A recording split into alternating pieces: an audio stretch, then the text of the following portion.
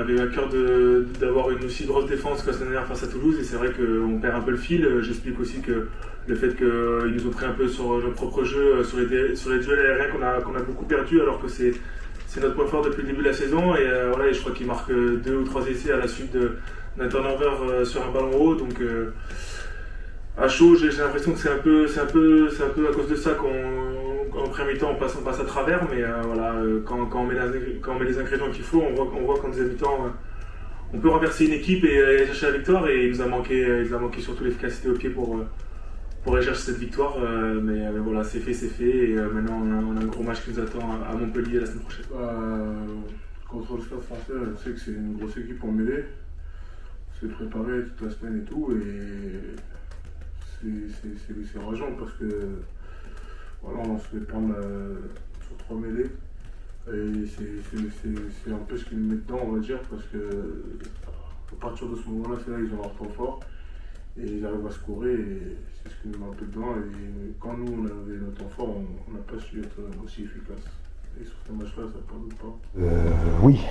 Oui, de la frustration, bien sûr. Parce qu'on voulait gagner ce match, et ça s'est vu sur la deuxième mi-temps. Mais malheureusement, on a eu un gros trou d'air pendant 20 minutes en première mi-temps. On l'a bien vu, on a été dominé en mêlée. Mais c'est des choses qui arrivent. La mêlée, on a quand même une mêlée qui est assez conquérante depuis le début de la saison. Donc on dit bravo à Paris. Et par contre, ce qui m'intéresse, c'est ce qui se passe après. Et après, on a l'occasion d'être, comme on a été sur la deuxième mi-temps, ou pendant les 20 premières minutes de la première mi-temps, être en place, se rattraper justement. C'est pas parce que alors bien sûr, c'est plus avantageux d'être dominant en mêlée, mais bon, j'ai vu des mêlées chavirer des équipes adverses et perdre le match. Donc ce qui est important, c'est que mentalement, ça ne nous foute pas la tête à l'envers. Et ça nous a foutu la tête à l'envers pendant 20 minutes. Et c'est ça qui nous coûte cher. C'est pas que le fait de subir en mêlée, et je répète encore une fois, on a beaucoup de respect pour ça. C'est comme le buteur. Hein.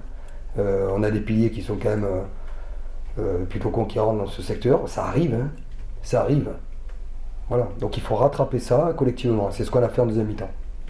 Là franchement, c'est dans la tête que ça se passe. Hein. C'est-à-dire que là, il faut switcher. Le problème, c'est que si tu joues et que tu penses à ce que tu as fait de mal, c'est comme un garçon qui loupe un essai, il faut vite qu'il passe à autre chose. Et c'est exactement pareil, en termes d'image, sur la mêlée, c'est exactement pareil. Je veux dire, un garçon, ça arrive de faire un avant à 2 mètres de la ligne, et il doit rebasculer, un 15 qui loupe un ballon en l'air, il doit rebasculer, et la mêlée, c'est pareil. Donc, pour moi, c'est juste mental, où il faut que les garçons, et ils l'ont fait, je répète, en deuxième mi-temps, pour moi, on n'a pas plus dominé la mêlée que la première mi-temps. Donc bravo à Paris sur ça. Aujourd'hui, c'était le cas, mais il n'empêche que mentalement, on doit quand même résister, être là, et on l'a très bien fait en deuxième mi-temps pour les mettre à eux sous pression.